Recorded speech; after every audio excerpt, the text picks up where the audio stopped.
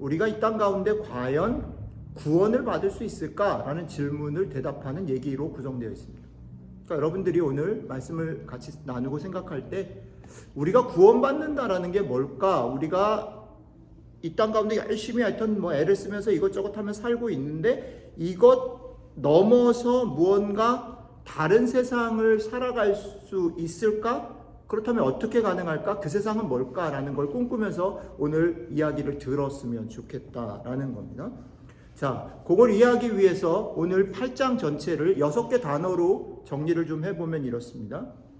이게 두 개씩 짝이 있어서 세 카테고리, 지금 제목이 나와 있는 것으로 정리하면 그렇습니다. 첫 번째는 뭐냐면 확신과 정죄. 그러니까 자기가 갖고 있는 확신으로 다른 사람을 판단하고 정죄하는 것, 그게 한 세트입니다. 확신과 정죄.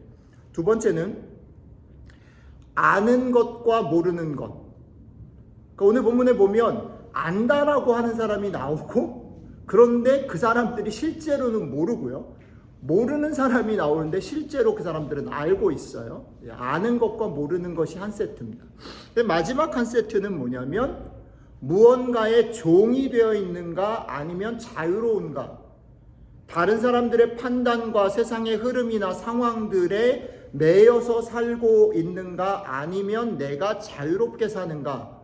요 6가지 단어 혹은 3가지 카테고리로 오늘 얘기는 구성되어 있습니다. 자, 이 얘기를 우리가 풀어갈 건데요. 자, 오늘은 아까도 잠깐 광고를 드렸듯이 성경 얘기 안 하진 않죠. 맨 끝에 결론을 내겠지만 오늘은 오래간만에 제 전공 드라마 얘기를 좀 하겠습니다. 이게 꽤 오래간만인데 제가 계속 미루고 안 보던 드라마예요. 왜냐면 보면 나도 올 것 같아가지고 그게 자존심이 상해서 계속 안 보다가 이번 주 이상하게 일이 금요일 날이 되게 마음이 되게 풀리고 그래가지고 지엄마 꼬드김에 넘어가서 앞부분은 안 보고 버텼는데 3번째 3부를 봤어요. 무슨 얘기 하시는지 웃는 사람은 알고 모르는 사람을 위해 설명을 하면 제가 오늘 여러분들하고 같이 나눌 드라마 제목은 폭삭 속았수다. 제주도 방언인데 번역하면 여러분 수고들 많이 하셨습니다라는 그런 제목의 드라마입니다. 넷플릭스에 있고요. 보세요. 할머니, 엄마, 아빠, 자녀 3대의 얘기를 되게 잘 짰어요. 봄, 여름, 가을, 겨울이라는 1부, 2부, 3부, 4부에 잘 담아놓은 제가 볼 때는 왜 이게 좋은 드라마인 것 같다 싶으냐면 일단은 배우들이 연기를 빠짐없이 잘해요. 그리고 두 번째는 구성 자체가 여태까지 우리가 봤던 거랑은 되게 많이 다르게 구성이 돼 있고 더 좋은 건 뭐냐면 나쁜 사람이 없어요. 근데 좋은 사람 속에도 나쁜 게 있고 나쁜 사람 속에서도 좋은 게 있고 덤덤하게 그 얘기를 그냥 풀어가는데 되게 파워풀해요. 그래서 되게 좋습니다. 그러니까 여러분들 한번 보실 수 있으면 좋겠는데 저는 아껴보기도 하고 앞으로도 1편, 2편은 안 볼 것 같은데 어쨌든 제가 본 거 3편을 보다가 이 정도면 설교를 대신하고 있다라는 생각이 들었고 요한복음 8장을 이 정도로 잘 풀어낼 수 있는 목사는 없겠다라는 생각이 들어서 지엄마의 허락을 받고 이걸로 설교를 하기로 했습니다. 제가 여러분들하고 같이 나누고 싶은 장면은 3개예요. 근데 3개를 얘기하기 전에 아직 이 드라마를 보지 않은 분, 3부를 보지 않은 분이 있으니까 지금 이 상황이 어떤 상황인지를 잠깐 설명하고 3장면을 잠깐 소개를 하려고 합니다. 어떤 상황이냐면 이제 거기에는 이제 아까 말씀드렸던 할머니, 엄마, 아빠, 이제 손자, 손녀 얘기 나오는데 3부의 얘기는 그 손녀에 해당되는 그러니까 아이유라는 배우가 연기한 금명이라는 친구가 엄마가 애순이죠. 엄마의 특징은 뭐냐면 어떻게든 제주도를 벗어나서 자기는 뭔가를 꿈을 펼칠 거야 라고 막 하다가 결국은 다시 제주도로 돌아와요. 이 부모가. 그래서 이들의 마음속에 딸이 하고 싶은 거를 다 시켜주자. 내가 할 수 있는 한 얘는 자유롭게 해주고 싶어. 그래서 최선을 다해서 키워요, 얘를. 근데 이 친구가 결국은 서울로 가죠. 그래서 서울대를 졸업합니다. 그리고 대기업에 취업을 해요. 근데 그렇게 보면 사실은 그것만으로 보면 잘 사는 얘기, 성공한 얘기인 것처럼 보이는데, 아까도 말씀드렸지만 이 드라마 좋은 거는 그 밝음 안에 어둠이 있는 것들을 놓치지 않는 게 장점인데, 이 친구가 나름 되게 부모의 서포트를 받고 최선을 다해서 그래서 최고의 어떤 목표를 달성하고 자기를 성취해 나가는 과정 가운데, 이 친구는 이 친구 나름대로 엄마 아빠한테 불평을 할 수는 없고 불평을 하지만 이 친구가 겪는 고민과 외로움과 힘듦의 시간이 있었던 거죠. 근데 그 시간을 버텨준 건 엄마 아빠이기도 하지만 또 하나 남자친구가 있었던 거예요. 7년 동안 연애를 했어요. 걔 참 마음에 들더라고요. 되게 착한, 자기 아빠 닮은. 근데 이 친구랑 이제 연애를 해서 7년 동안 사귀고 결혼을 앞둬서 이제 부모들이 상견례를 하고 결혼식 날짜를 잡고 상견례를 하는 장면에서 이제 얘기가 저한테 쿵 온 장면이 있었습니다. 문제는 뭐였냐면 이 남자친구 괜찮은 애 이름이 영범인가요? 뭐 그랬던 것 같아요. 영범이라는 이 친구가 엄마가 있어요. 근데 이 엄마가 이 아이를 어떻게 키웠냐면 자기의 인생을 얘한테 다 갈아 넣은 거지. 그래서 이 엄마의 고백은 네가 내 인생이야. 너가 나의 꿈이고 내 인생의 전부야. 이렇게 생각하는 엄마예요. 근데 문제가 뭐냐면 이 엄마가 생각할 때 이 금명이라고 하는 이 자기 아들이 자기 인생의 전부인 아들이 데리고 온 이 여자애는 마음에 들어요. 왜? 서울대를 졸업했고 대기업에 다니니까 괜찮은데, 문제가 뭐냐면 얘네 집안이 마음에 안 드는 거예요. 그러니까 사돈될 엄마 아빠의 격이 자기랑은 안 맞는다라고 생각을 하는 거예요. 그래서 이 엄마는 어쨌든 마음에 안 들어. 그래서 이 결혼을 안 시키고 싶은 거예요. 근데 중간중간에 아슬한 장면들이 다 있다가 제 마음에 쿵 하고 온 장면이 뭐였냐면, 상견례까지 마치고 따로 사돈을 불러냅니다. 그래서 이제 사돈한테 얘기를 하는 거예요. 할 말이 있다고. 그 대사, 그 장면 부분입니다. 이 영범의 엄마가 금명이 엄마한테, 그러니까 사돈이 될지도 모르는 그 사람한테 이렇게 말을 합니다. 얘기를 안 하려고 했는데, 근데 재밌는 게 그 장면을 잘 보면 되게 재밌는 게 뭐냐면, 하면 안 되는 말이거든요. 하면은 안 되는 말인데 대단히 몰상식한 말이고요. 대단히 안 맞는 말인데, 그러니까 보는 사람이 화가 나는 말인데, 특징이 뭐냐면 하나는 그 말을 하는 사람만 자기가 잘못하는지 모르고 아들 포함 나머지는 다 알아요. 근데 또 하나 웃긴 건 뭐냐면 그 말을 꺼내서 얘기를 하는데 그 말을 하는 단어나 표정이나 제스처나 이런 것이 너무 고상해요.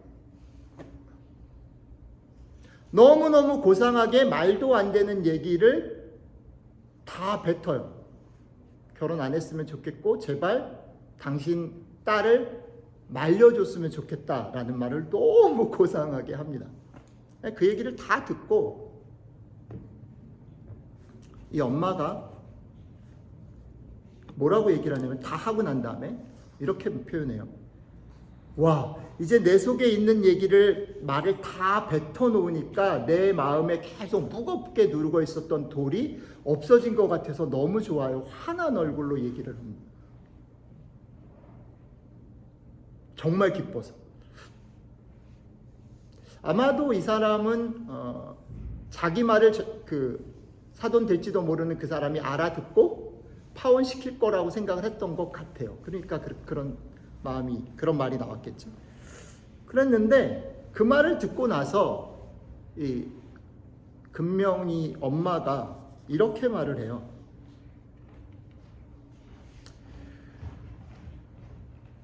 지금 당신의 마음속에 눌려놨던 돌을 내려놓으니까 후련하다라고 얘기를 하시는데, 당신의 마음속에 있었던 그 무거운 돌이 어디가 있는지 생각해 보셨어요? 라고 말합니다. 그 돌이 당신이 그토록 사랑하고 당신의 전부라고 얘기하는 당신의 아들의 마음에 있어요. 라고 말해요. 이게 여러분들한테 소개하고 싶은 첫 번째 장면. 그냥 쭉쭉 나갈게요. 두 번째 장면은, 그래가지고 결국 파혼을 해요. 7년 사귄 이 둘이 결국 파혼을 합니다. 그러니까 둘이 헤어지는 장면도 너무 눈물 나고, 또 하나는 저한테는 이게 왜 와닿았었냐면, 제가 보스턴에 있으면서 어떤 한 결혼한 가정을 알고 있거든요. 그 가정이 너무 생각나갖고, 지금 결혼해서 너무 잘 사는데 그 친구들이 결혼할 때 이런 비슷한 꼬라지가 있었거든요. 남자의 엄마가 권사님이신데, 여자친구가 교회를 안 다닌 게 아니에요. 너무 잘 다녔거든요. 근데 기도를 했더니 안 된다는 거예요. 그래갖고 결국 둘이서 보스턴에서 결혼을 했어요. 그런 커플이 생각이 나갖고, 교회가 얼마나 무식한 짓을, 얼마나 신앙이 좋은 사람들이 무식한 짓을 했는가라는 것과 교회가 어떻게 됐어야 되는데라는 거에 막 겹쳐가지고 제 감정이 너무너무 생각이 많더라고요. 어쨌든 애틋하게 헤어졌어요. 두 번째 장면으로 넘어갈게요. 두 번째 장면은 그렇게 해서 1년 동안 식음을 전폐하고 소식 끊고 금명이가 지내는 과정들을 잠깐 보여주고, 결국은 나레이션이 나오는데, 나는 더 이상 허기를 참지 못해서 엄마 아빠 집으로 갔다, 이렇게 나레이션이 나오고 이 친구가 제주도로 내려가요. 근데 거기도 되게 잘 다뤘고 코미디인데, 그렇게 내려온 애를 다른 거 안 하고 계속 먹여. 마구 먹여. 아침에 먹이고 또 먹이고, 엄마가 먹이고 그 다음에 아빠가 먹이고 계속 먹여.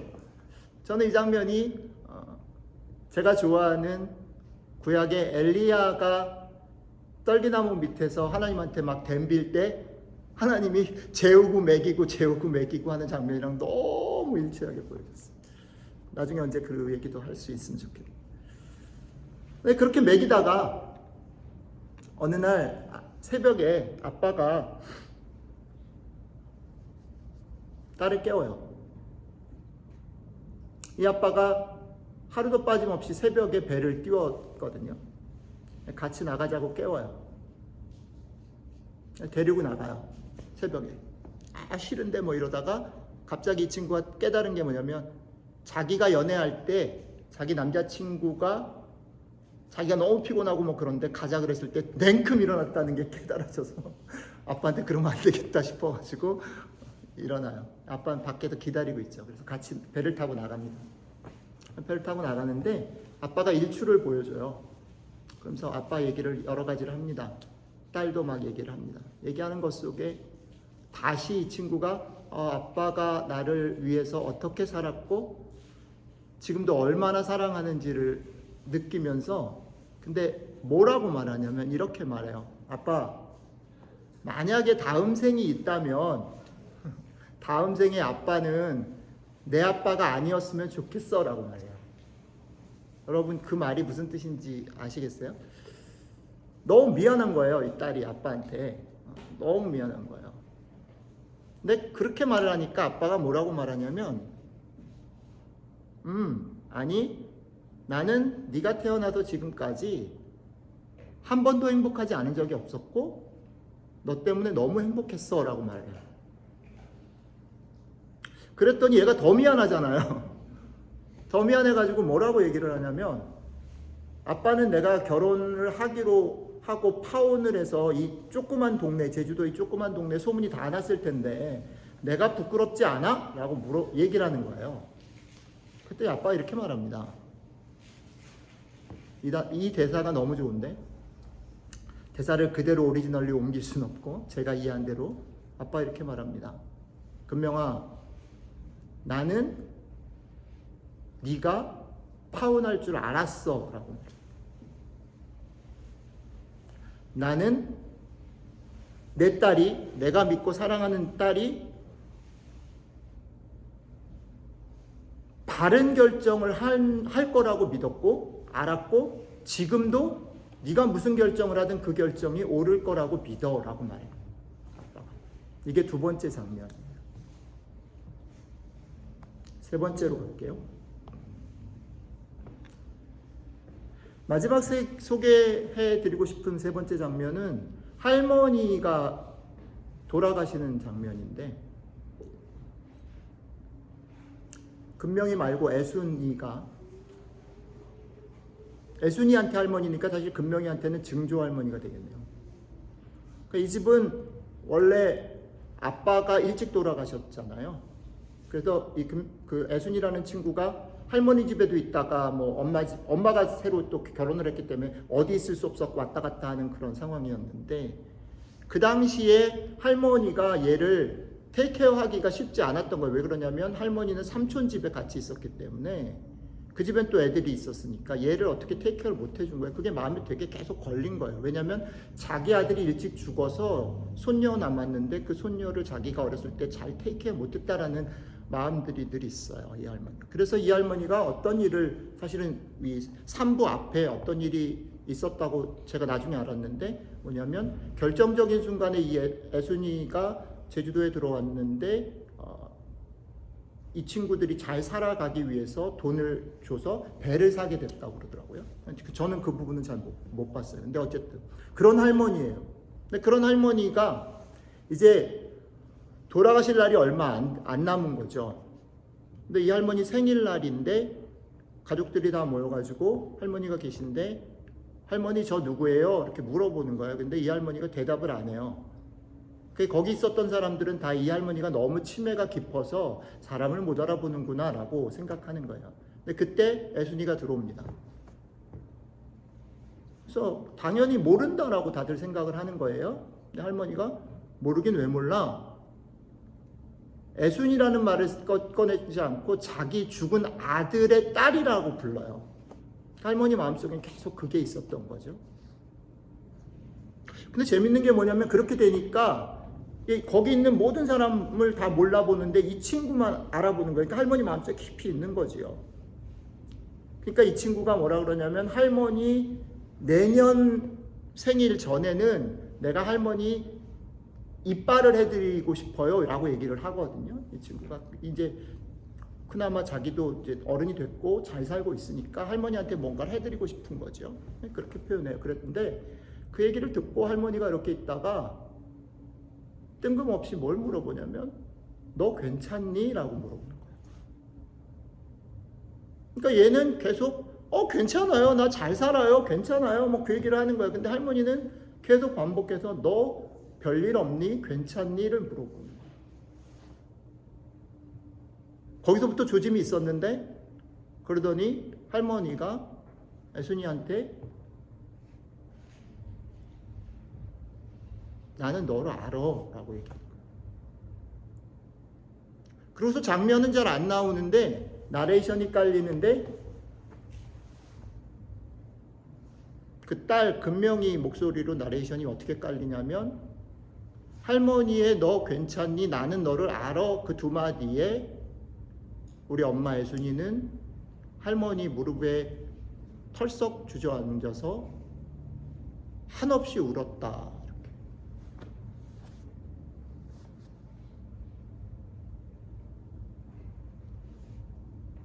제가 소개해드리고 싶은 세 장면이 오늘 요한복음 8장의 얘기를 우리에게 보여주고 있다 싶어요.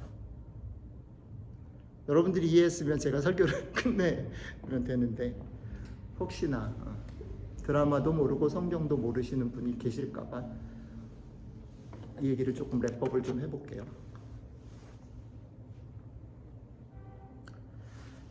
세상의 모든 사람들이 다 알고 있는데 자기만 모르면서 여전히 자기가 옳다고 결혼을 반대하며 파혼하게 해달라는 말을 하고, 마음에 큰 돌을 치웠다라고 얘기하는 영범이 엄마가 있어요.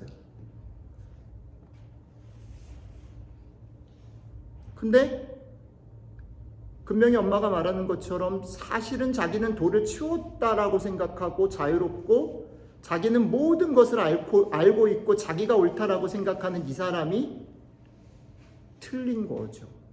그 돌이 자기 가벼워지라고 자기가 가장 사랑하는 아들 가슴에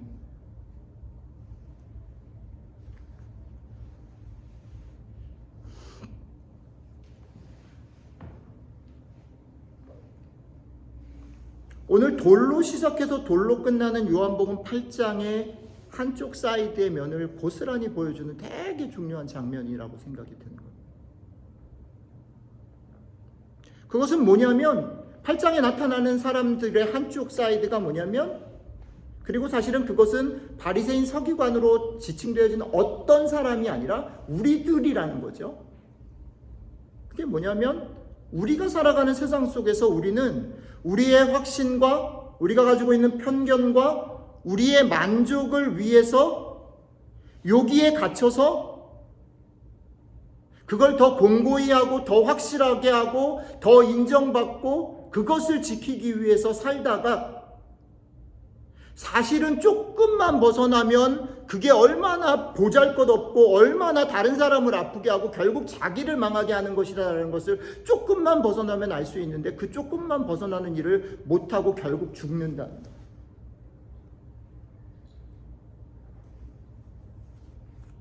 그런 사람들의 가장 큰 특징은 뭐냐면 자기 손에 만지는 것, 자기가 경험해서 확신한 것, 자기가 믿고 있는 것, 자기를 자기 되게 한 것, 그것만 붙잡고 산단 말이에요. 그래서 이 사람들의 특징이 뭐냐면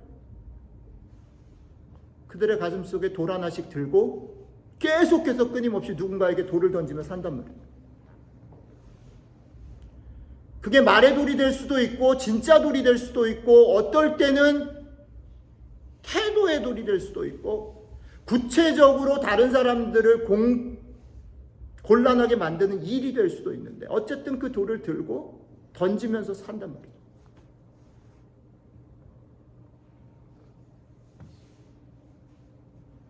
왜 성경이 우리도 신앙 고백을 하지만 왜 이 세상이 망가졌고 왜 이 세상에 살고 있는 우리가 죄인이다라고 말을 하냐면 니네들이 착하게 살지 않아서 니네들이 거짓말해서 이런 정도의 문제가 아니라 우리가 살고 있는 세상의 구조와 우리들의 마음이 이런 상태로 살고 있다. 꽉 잡고 그것을 어떻게든 확인하고 그것으로 인정받고 살다가 결국 어떻게 해요? 사람도 죽이고 나도 죽는 것으로 살고 있다. 그게 망가진 세상의 모습이다라고 성경이 말하는. 그런데 이 영범이 엄마로 대표되는 이 인물의 반대쪽에 제가 소개한 두 장면이 있는 거예요.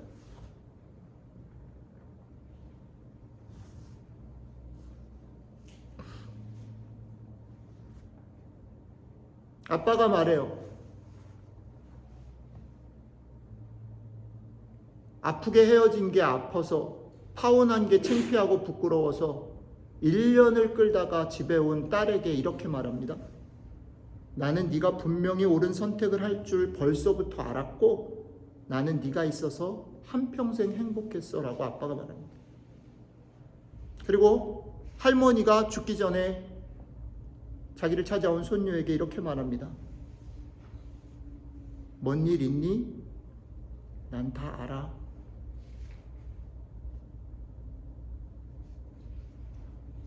저는 이게 복음이라고 생각해요. 하나님이 어떤 분이냐면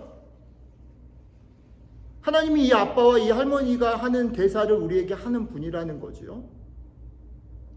우리에게 믿음을 가져야 한다는 것은요. 그 믿음을 가지고 하나님 나라를 위해서 헌신하고 무언가 대단한 것을 하고 착한 사람이 되고 내가 옛날의 태도를 바꾸는 정도의 얘기가 아니에요. 그런 거는 사실 교회가 아니라도 이제는 다들 잘해요. 제가 보스턴 와서 30년을 살면서 배운 거예요. 와, 보스턴에 사는 사람은 내가 한국에서 만났던, 내가 어렸을 때 30살, 30살까지 살 때까지 만났던 사람들이 상상도 할 수 없을 정도로 착하고 똑똑하고 훌륭하고 멋있더라고요. 다 잘해요. 우리가 믿음을 가지고 산다라는 게 만약에 그런 것이라면 우리는 사실은 이렇게 신앙 고백을 하면서 예배를 드릴 필요가 저는 없다고 생각해요. 그런데도 놀랍게, 안타깝게 우리는 교회 안에서 계속해서 여전히 이 카테고리 안에, 이것 안에 머물러 있어요. 우리가 어떻게든 착하게, 어떻게든 내 마음을 바꿔서, 어떻게든 하나님을 기쁘시게 해드리고, 어떻게든 이 교회를 부흥시키고, 아니요, 결론적으로 그럴 수 있어요. 그러나 거기 가기 전에 하나님이 어떤 분이신지에 대한 정확한 이해가 필요한데, 하나님은 우리에게 그걸 요구하시는 게 아니라 하나님 두 가지 얘기해요. 내가 너 알아. 그리고 나는 네가 옳다고 생각해. 난 네 편이야. 세상 사람들은 너 자신도 너를 부끄러워하거나 무언가를 계속해서 이루어내야 너답다라고 얘기를 하지? 아니, 그거 듣지 마. 그거 없어도 너는 내 딸이고 내 아들이고 내가 지었고 내가 지금도 너를 지지하고 있어. 난 네가 옳다고 생각해. 그러니 네 모습으로 살아. 다른 사람들이 너한테 뭐라고 얘기하는 것을 인정받으려고 애쓰지 말고 너의 삶 가운데 다른 사람들이 인정하고 네가 가고 싶은 일이 일어나기를 막 기웃거리고 허덕대고 살지 말고 네 모습으로 살아. 그거 허덕대느라 네가 얼마나 아프고 힘들어하는지 알아 나는. 그러니까 나한테 와서는 그럴 필요 없어 라고 말하는 게 우리 하나님이라는 거죠.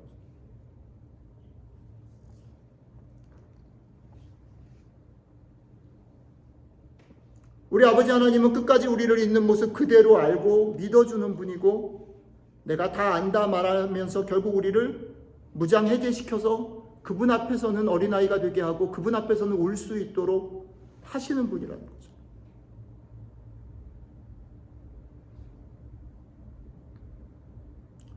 우리가 주일마다 이 빵 쪼가리를 포도주스에 찍어 먹으면서 우리가 알아야 되는 것은 우리 아버지가, 우리 주님이 그걸 그냥 말로만 하는 게 아니라 진짜 그렇다는 걸 보여주기 위해서 자신의 몸을 찢었단 말이죠. 자신의 피를 흘렸단 말이죠. 그런 분이라는 거죠. 그냥 허투루 입 빨린 소리를 하는 게 아니에요. 우리 아들 최고야가 아니란 말이죠.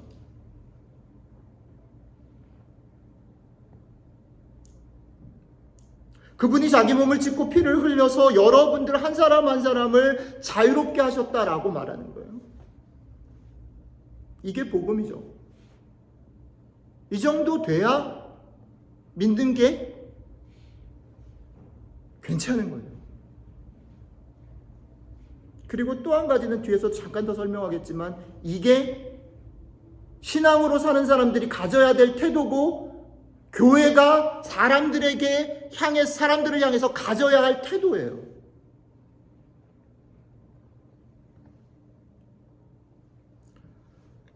지난 주간 중에 묵상하면서 제가 로마서 8장 얘기를 좀 꺼냈습니다. 그래서 바울은 이거를 이렇게 설명하죠. 로마서 8장에서 예수 그리스도의 생명의 성령의 법이 모든 율법과 죄와 사망의 법에서 너희를 해방시켰다. 그러니까 8장 1절 영어로는 no condemnation, 한국말로는 결코 정죄함이 없다. 이게 복음이에요. 우리가 무언가 태도를 바꿨기 때문에, 우리가 무언가 하나님 앞에 달라졌기 때문에가 아니라 우리를 너무나 잘 아시고 이거를 그냥 볼 수 없는 분이 자신의 몸을 찢고 자신이 이 땅 가운데 오셔서 지내시면서 여러분들과 저를 해방하십니다. 그러니까 여러분들과 저는요, 8장 끝부분에 들어가면 이걸 다시 반복해서 얘기하는데, 그 예수님으로 말미암아 우리에게 주어진 이 릴레이션십을 천사도 죽음도 세상의 어떤 것도 끊을 수 없다. 이렇게. 그게 여기 아까 제가 드라마 소개한 할머니와 아빠의 위치예요. 그런 분이 우리한테 있다는 거예요. 그러니까 여러분, 믿음을 가지고 산다라는 게 왜 좋은 거냐면, 여러분들 믿음을 가지십시오, 예수님 믿으십시오라는 게 그러면 죽으면 천국 가고 아니면 여기서 복 받고, 이 정도 얄팍한 것들이 아니란 말이에요. 그 정도는 세상 사람들도 이제 다 가져요.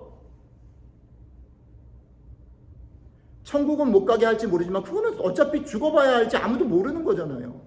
근데 이 세상 가운데서는요, 사실은 증명이 다 돼요. 옛날에는 60년대 70년대 저희 아버지 목회하실 때는요, 그거를 세상 속에서 너무 힘드니까 그걸로 증명했어요. 근데 그거가 이제는 다 가지고 있잖아요. 제법 괜찮은 아파트 가지고 있고요. 여러분들 고생하면서 더 이런 거 하고 있지만, 사실 여러분들 이제 여기까지 공부하러 왔으면 제법 가지신 분들이라고요. 보스턴에서 이 정도 살고 계시면. 그거는 주님 아니고도 가질 수 있어요. 누려요, 이제. 그러니까 그걸 지금도 말하면 매력이 없는 거예요. 그 얘기가 아니라고요. 그런 걸 다 가졌음에도 불구하고 우리 속에는 허기가 있고요. 우리 속에는 여전히 눈치를 보고요. 우리는 여전히 돌 던지면서 산단 말이에요. 그런데 그거를 갖다가 지켜봐주고 알고 있고, 언제나도 돌아오면 올 수 있는 그런 존재가 있다라는 거예요. 그게 하나님이고 그게 주님이고 주님이 하신 일이란 말이죠. 그러면 그 정도 빽이 생겼다, 이 정도를 가지고 살아야 오디션에 한두 번 떨어져도, 내가 원하는 박사 진학이 조금 늦어져도, 내가 열심히 인터뷰하지만 잡이 안 돼도, 우리 아이들이 내가 원하는 대로 움직여지지 않아도, 내 인생이 내가 그렸던 대로 가지 않아도, 그래도 너 멋져, 너 잘할 거야, 난 널 믿어, 그 말 한마디에 속에서 울컥 울 수 있는 그런 존재가 있으면 갈 수 있는 거죠. 그래서 성경은 그렇게 말하는 겁니다. 그러니까 당당하게 제발 사시라는 거예요. 눈치 보지 말고. 특히 여기 경쟁이 치열한 여기서 이거 되게 힘이 됩니다, 여러분. 눈치 보지 마세요. 여러분들은 여러분들의 것으로 사시면 됩니다. 두리번대지 마세요. 여러분들의 길을 씩씩하게 걸어가시면 됩니다. 오늘 이 말씀을 같이 나누는 여러분들의 삶이 이렇게 되시기를 주님의 이름으로 축복합니다. 이게 오늘 얘기예요. 그리고 아까 말씀드렸던 것처럼 여러분들이 여러분들의 모습으로 뚜벅뚜벅 걸어나고 산다면, 그리고 그걸 지지하시는 하나님의 그런 은총들을, 지지함을 누리고 그것 때문에 힘내서 산다면, 두 번째는요, 이거 더 중요할 수도 있는데, 여러분들 제발 여러분들의 삶의 목표와 방향과 여러분들이 만나는 사람들에 대한 태도에서, 주님이 우리를 빛으로 부르셨잖아요. 그리고 주님이 그런 걸 지지를 해주셨다면 우리도 빛이기 때문에 다른 사람들에 대해서 그렇게 대해야 된단 말이에요. 나 때문에 다른 사람들이 조금은 푸근해지고, 나 때문에 다른 사람들이 조금은 숨을 쉴 수 있게 되고, 나 때문에 다른 사람들이 조금은 힘이 나게 되고, 그죠? 낙심되고 갈팡질팡하는 친구들이 나한테 와서는 비밀을 털어놓을 수 있게 되고, 그죠? 최소한 누릴 수 있는 존재 정도는 돼야 돼요. 그렇게 불렀다라는 말이 세상의 빛으로 불렀다라는 말이란 말이죠. 그러니까 이 두 가지를 좀 명심하시고 이번 한 주를 사셨으면 좋겠습니다. 여러분들 때문에 한 사람이라도 따뜻하고, 여러분들 때문에 한 사람이라도 조금은 더 행복하고, 여러분들 때문에 한 사람이 자기를 무장해제하고 엉엉 울 수 있는 그런 한 주가 됐으면 좋겠다. 이게 여러분들과 저를 빛으로 부르신 주님 때문에 우리가 얻게 되는 해방이라고 말씀 믿겠습니다.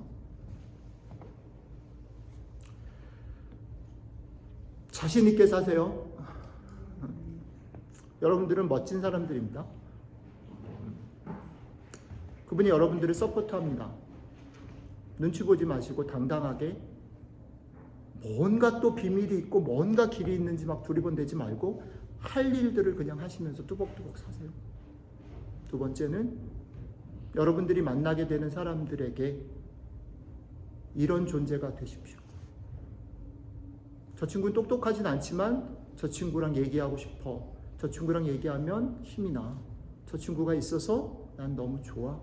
이 말을 듣는 사람들이 되시면 좋겠습니다. 기도하겠습니다.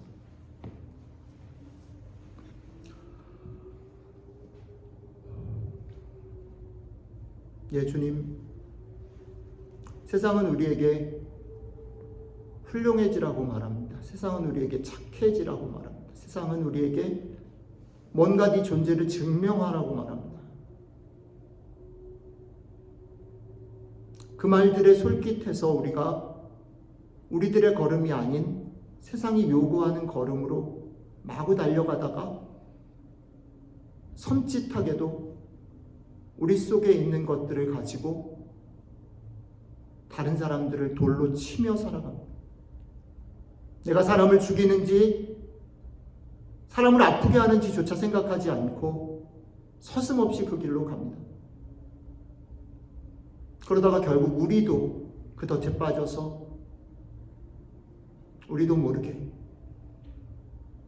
우리도 그렇게 휩쓸려 갑니다. 그런 우리들에게 아니 그러지 마. 내가 너를 지었고 내가 너를 불렀고 나는 너를 알아. 안 그래도 돼. 네 모습으로 살아. 눈치 보지 말고 기웃거리지 말고 네가 할 수 있는 것 하면서 네 모습으로 살아. 그래도 괜찮아. 그리고 그렇게 살다가 너무 힘들면 언제든지 와도 돼. 울어도 돼. 우리에게 이런 아버지가 있어서 너무 좋습니다. 이런 하나님이 계셔서 너무 좋습니다. 이런 하나님을 사랑하는 디딤돌교회 형제자매들이 그들의 삶에서 이번 한 주 좀 맛보고 누리며 지나갈 수 있으면 좋겠습니다. 주님. 그리고 조금은 더 용기를 내서 주님이 우리에게 그러셨던 것처럼 우리가 만나는 우리를 스쳐가는 사람들에게 우리가 조금은 위로가 되고 따뜻하고 힘을 줄 수 있는 사람으로 살았으면 좋겠습니다.